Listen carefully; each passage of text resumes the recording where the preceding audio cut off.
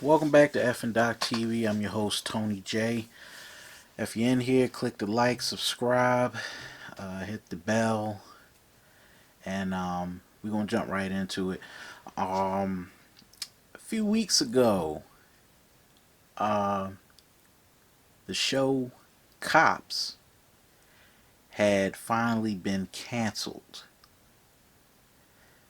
and if anybody knows, like I know, a lot of people grew up watching the show Cops. Uh, Paramount Pictures a few weeks ago just canceled Cops and Live PD, and those were two of the most prominent cop shows on A&E. Uh, Cops has been on Fox for about 14 seasons until they moved to Spike TV, and they end up getting a new deal with the Paramount Network to do another reboot of Cops, but unfortunately, in the light of the George Floyd situation, that's not going to happen. Um, if you know how very big that is, to me that's very significant. I grew up watching Cops, and I also watched a couple of episodes of Live PD. Those were two most prominent cop shows uh, on TV. One in particular, Cops, which was on Fox for several years. And if anybody doesn't know what the premise was behind the show Cops, Cops was one of those shows that was like a documentary style show that basically gave you an inside look into the lives of cops on a ride along and how they would corral suspects and lock them up. But unfortunately, in the light of the George Floyd situation, those things won't be shown on TV ever again, and they will not see the light of day. Um, Unfortunately, anybody that knows Cops, anybody that's watched Cops, knows that with me personally, I grew up watching the show every Saturday on Fox, along with America's Most Wanted. And Cops was one of those big shows because there was a time at one point where I wanted to be a police officer after seeing that show. And I thought it was very exciting. But when you look at the images in the show, it always calls the question about the exercise of reasonable force by police officers. And in those shows, mainly dealing with cops in particular, they would show images of cops running through homes, using battering rams, and also chasing down suspects and throwing them against the wall, unleashing K9 units. And you see those images, and when you watch it, you think to yourself, well, this is normally what cops do. But now we coming into the question of images and portrayals, and on in the media with police officers and in cop dramas like shows like Law and Order, shows like The Wire, which everybody is very familiar with, and also shows like Live PD. One of the things that we understand about those shows and the portrayal of police officers, we always see that portrayal of the white cop chasing down the black suspect or the black perp, And we've seen this over and over again being portrayed in a lot of cop shows. Like, I remember when I was younger, there was always the images of police officers being portrayed in the media, and most of the police officers that were portrayed in the media were always white cops. Didn't change, those images didn't change until the late 70s and early 80s, when we had shows like Miami Vice and Cagney and Lacey on television at that time. Um, those shows were groundbreaking in that it showed black police officers. And then you had shows like Hill Street Blues, and also critically acclaimed shows like Homicide: Life on the Street and NYPD Blue, which also showed a wider range of different types of police officers, especially police officers of color. Um, One of the things that we see in the media is how white people or white police officers are portrayed as heroes. And most often, we see that archetype in cops. Most of the police officers are always white. If you look back at some of the images on cops, it's always white, white oriented, and black suspects. And every time you look at that show, it's kind of cringeworthy now, looking back 30 years, because Cops came on in 1989 on Fox, so it's a very old show. It's a very,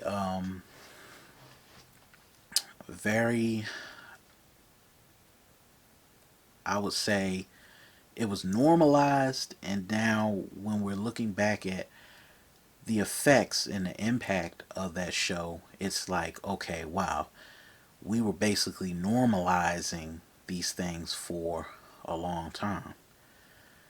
When you think about police officers, you always think about cops, jump out boys, uh, you know, 5-0, rolling up the corner, about to bust some black kids and corral them, and they always come up in a cop car, and they always put you against the wall. They always feeling you up, and those types of images still pervade media in such a way that now, when we look at the idea of what a cop is, we in the back of our minds think of a white cop. We never think a black cop.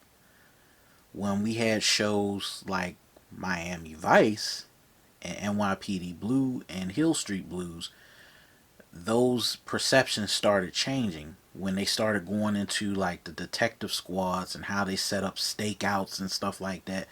We saw more of a black presence on how cops are portrayed on TV. But most often, you never see a black police officer bust a white suspect. You never see that. It's always like, when you look at a show like NYPD Blue, it's always a white cop harassing a black suspect, and it was always that setup in shows like NYPD Blue. And also, you know, they had some situations where blacks were the lead on investigations, especially on shows like Law and Order, which that dynamic started to change. And then you had Homicide: Life on the Street, which came out in 1993, and you saw characters like Pimbleton be the overarching lead in a cop show, like the most popular police officer in the cop show. So when we look at the reality TV cop dramas, they're always portrayed very differently. You never see black cops chasing down white suspects, but you always see white cops in places like Arizona, places like California, Palmdale, California, where majority of the episodes for cops took place. They're always showing white police officers or white sheriffs chasing down black suspects, pulling out crack rocks or crack pipes out of black kids or black suspects' pockets. And that was always the prevailing image on cops. And you always saw black suspects being chased down. I remember one episode of Cops that I saw was this black guy. He was running from the cops, and he went under the house in another jurisdiction, and he went under the house, and then they called out the K9 units to get him from under the house because they didn't know whether or not he had a gun or not. So it was an interesting show, but I realized watching that show how normalized I became at watching those images. And some of you may know how how callous we've become at looking at those types of images on TV because we grew up in the crack epidemic and the just say no to drugs era, and we thought, well, that's what cops do. That's what cops do. They wrestle suspects to the ground. They throw them to the ground. They throw them up against the wall. They call out K9 units. We think that shit is normal, but it really isn't. And that's one of the things that I find so problematic about shows like Cops and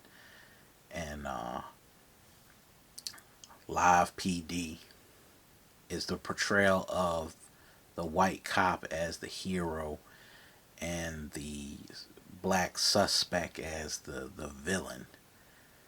And sometimes you see those images in shows like Law and Order.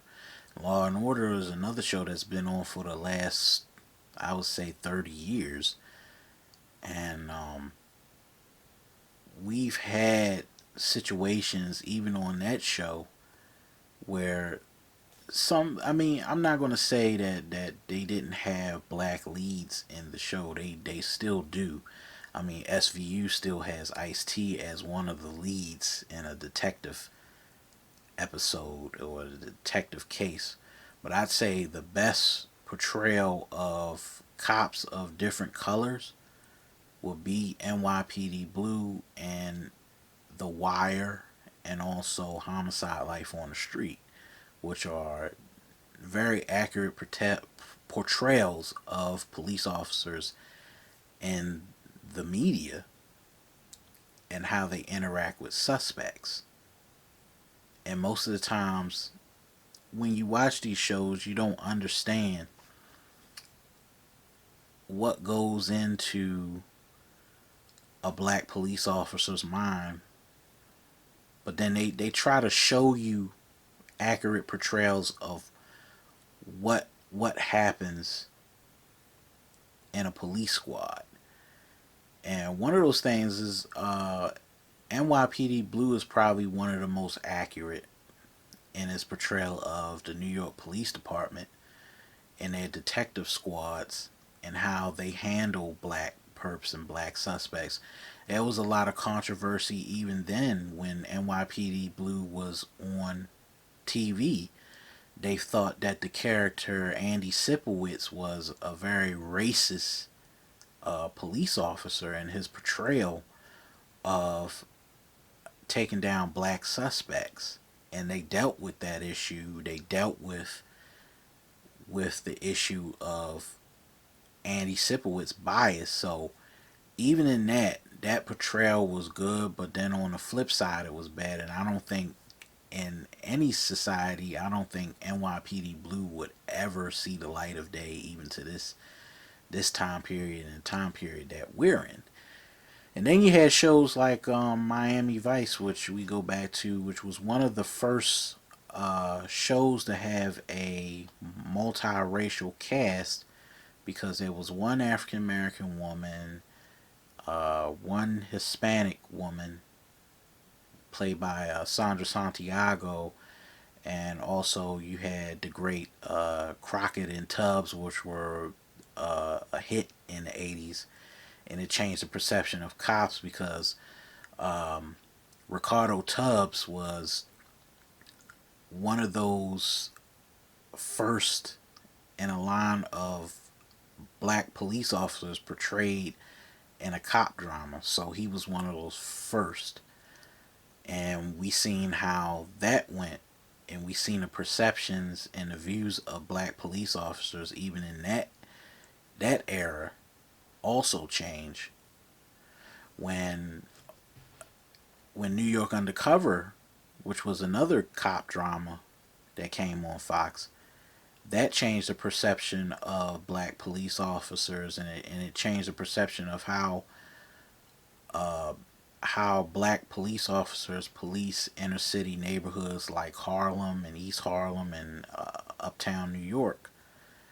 And seeing that image portrayed on TV with a multiracial cast, with, you know, a black detective and a Latino or Puerto Rican detective and a female Puerto Rican detective, that really changed the dynamics, and we broke ground in that capacity and understanding that.